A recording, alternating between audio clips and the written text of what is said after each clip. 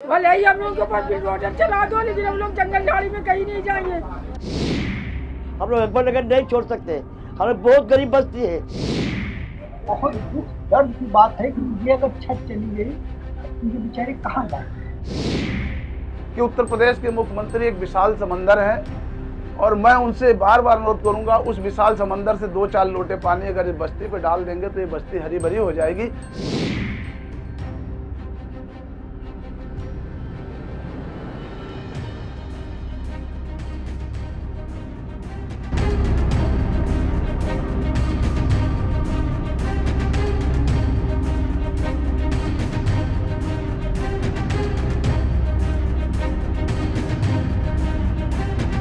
हम लोग यहाँ शुरू से रह रहे हैं, जब 3-4 महीने थी, जब से रह रहे थे, सब जंगल था, सारी सब खजूरें लगी थी, जंगल झाड़ी थी।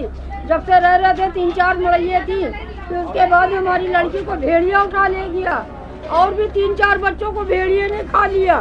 तो अब हम लोग अपना अकबरनगर छोड़ के हम लोग कहीं नहीं जाएंगे। अपने बच्चों को हम लोग कहीं अब शेर भेड़ियों के मुँह का निवाला बनवाने नहीं जाएंगे।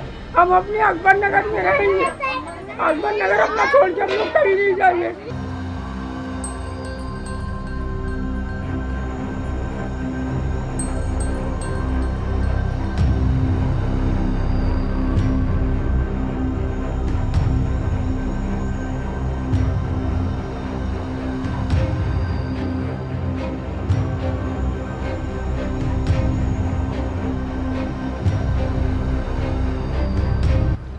जानवर बच्चे जल के मर गए, तो अब हम लोग अपना अकबरनगर छोड़ के कहीं नहीं जाएंगे।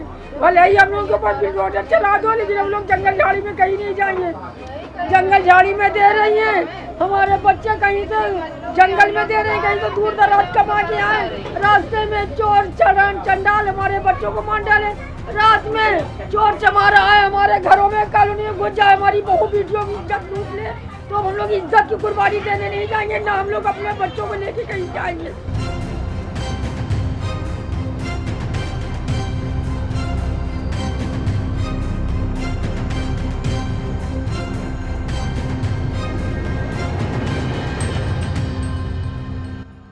हम जब आए तो ये 1 लड़के नहीं थे मेरे 7 बच्चे ही हुए, 5 बड़े थी, कोई आधार नहीं था यहाँ। लेकिन बग्घे ऐसे राय सब बच्चे का उठा लेके चले गए। जब अल्लाह पाक राहत दी सब लोगों का, तो छीने का डर आ गया। तो कहाँ जी पाएंगे भैया। या अल्लाह मोदी अच्छा रहे, योगी अच्छे रहे, हम लोग को बचा कृपा करें भैया। हम लोग अकबरनगर नहीं छोड़ सकते, हमें बहुत गरीब बस्ती है। हम लोग जिससे खा रहे पी रहे और सब लोग खाने पीने दो अकबरनगर में, हम लोग कहीं नहीं जा पाएंगे भैया। हम बहुत परेशान हो चुके हैं। करीब 7 बच्चे मेरे ये हुए, हम बुआ के अब चलने वाले काबिल नहीं है। अब तुझने का डर आया है, योगी मोदी बचाएंगे बेटा, आपका कोई बस की बात हो नहीं।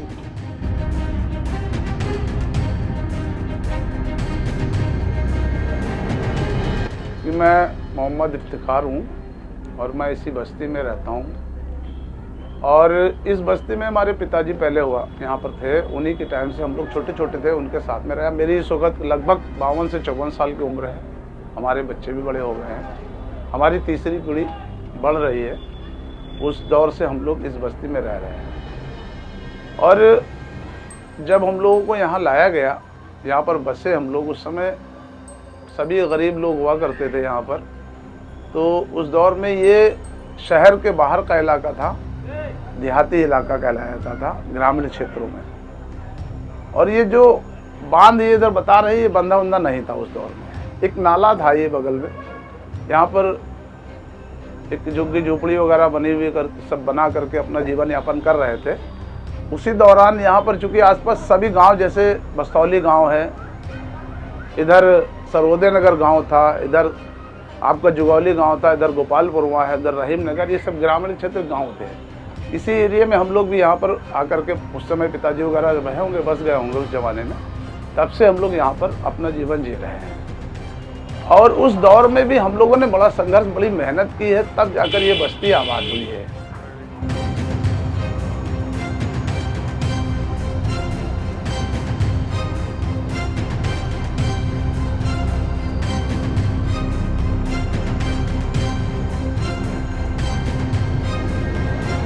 यहाँ पर जितनी छोटी छोटी बस्तियाँ हैं, बता रहे हैं कि बहुत बहुत बड़ी बस्ती हैं, वहाँ बहुत बड़े लोग भूमाफिया रहते हैं। इसको गलियों में जाके देख लिया कैसी गरीबी बस्ती रहती है, और गरीबी बस्ती के अंदर कैसे कैसे लोग रहते हैं, छोटे छोटे मकानों में रहते हैं। करीब 20 गली यहाँ हैं अकबर नगर के अंदर, जो कि जैसे जीवन कट रही है जिसका कोई हद नहीं। उनकी साइकिल निकलना मुश्किल है, जैसे जैसे पुलिया यहाँ पर है, और इस मेल से रह रहे हैं। आज जब से सुना है बहू बेटी ऐसा रो रहे हैं जिसका कोई हद नहीं, समझे। हम लोगों का क्या होगा हाल। 8 बच्चे हैं, जवान जवान बेटी है, इनका जब लेके कहीं बाहर जाएंगे तो इनकी इज्जत कैसे बचेगी, क्या होगा। मैं ये सर से कहना चाहता हूँ कि मेरी सरकार से गुजारिश है कि हमारी बस्ती बचाई जाए इसी हालत में, और अपना काम भी किया जाए। हम लोग यहाँ 50 साल से रह रहे हैं, हम लोग को बहुत सुविधा मिली है, सब कुछ है, लेकिन अब ये आखिरी में ये लोग खाली करवा रहे हैं। हम लोग हाउस टैक्स देते हैं, सब कुछ देते हैं, सब, लेकिन उसके बावजूद भी पता उनकी कौन सी खिलाफत है इन लोगों को कि इन लोग हम लोग को ऊपर दया नहीं कर रहे हैं। बताइए क्या करें, कुछ समझ में नहीं आ रहा है हम लोग को। 1969 से यहाँ पर हम रह रहे हैं, लगभग करीब 54-55 साल हो रहे हैं। हमारी उम्र उस वक्त 30 साल की है, और यहीं पर माँ बाप उन्हीं के ज़रिए यहाँ रहे। मतलब माँ बाप ना होते तो कहाँ से आते। तो यहीं शादी हुई, यहीं पर जो है मतलब बच्चे हुए, उनकी 2 की शादी भी अभी की है मेहनत मशक्क़त से। और उस वक्त से मजदूरी थी यहाँ पर 2 रुपये, 2.5 रुपये, 3 रुपये की जो मजदूरी है, उसमें से हम लोगों ने गुजारा किया। हमारी तमाम माँ बहनों ने इधर उधर नौकरी की, बर्तन मांजी, और तब गुजारा हुआ। और उसी से पेट काट कूट के किसी तरह से जो है कुछ बनाया। और जब मालूम हुआ कि पानी बरसा, और पानी बरसने के बाद साहब वो सब पामाल हो गया, फिर बनाया, फिर बरसा, इसी तरह से ज़िंदगी जो है वो डामाडोल होती रही, लेकिन हिम्मत नहीं हारी हम लोगों ने।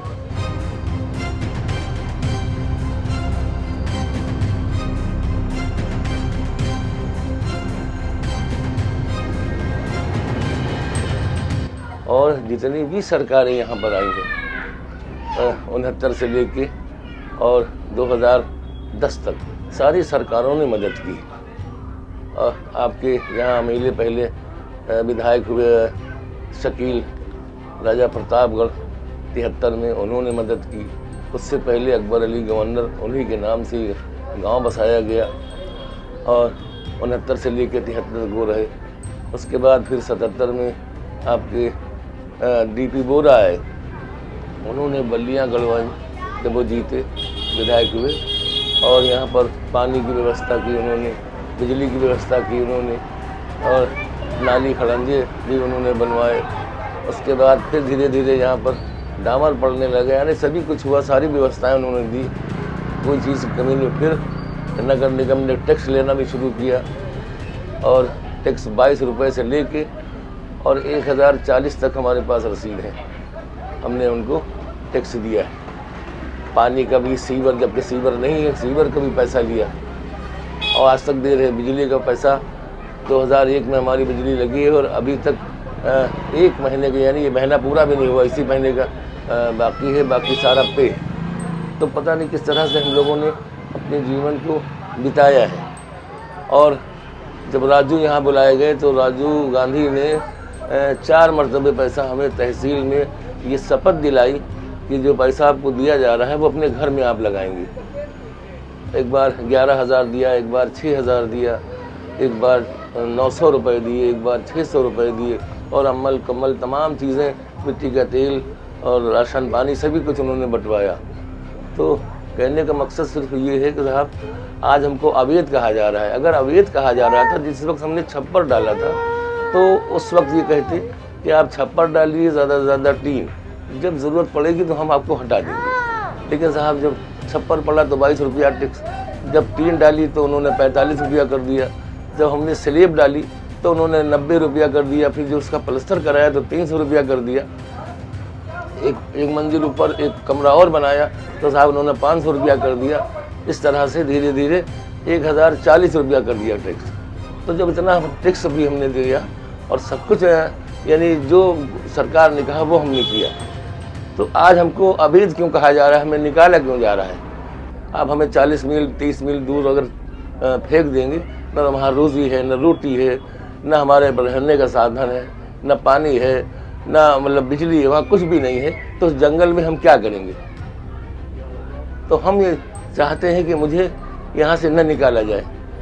ये हमारा निवेदन है, हमारी दरख्वास्त है कि हमारी जो 54 साल की मेहनत है, आज ये ज़मीन जो है कम से कम रोड से 30 फुट गहरी है। हमारे 2 मंजिल यहाँ पटे हुए हैं और जो आप 1 मंजिल देख रहे हैं, तो ये अब जाके तीसरी मंजिल पे हम रह रहे हैं। इतना हमने पाट फूट कर मेहनत करके हम सभी ने करीब पूरे गाँव वासियों ने सबने मेहनत की। अब आज जो है वो हमें निकाला जा रहा है, अवैध किया जा रहा है। ये चीज़ बिल्कुल गलत है और हम ये चाहते हैं कि हमें साहब यहाँ से न निकाला जाए। हमें जो भी इसका यानी ज़मीन की कीमत होती है वो आप हमसे किस्तों में आप ले लें और हमें यही रहने दिया जाए। हमको अवैध न करार दिया जाए, क्योंकि अवैध हम नहीं हैं कहीं से भी।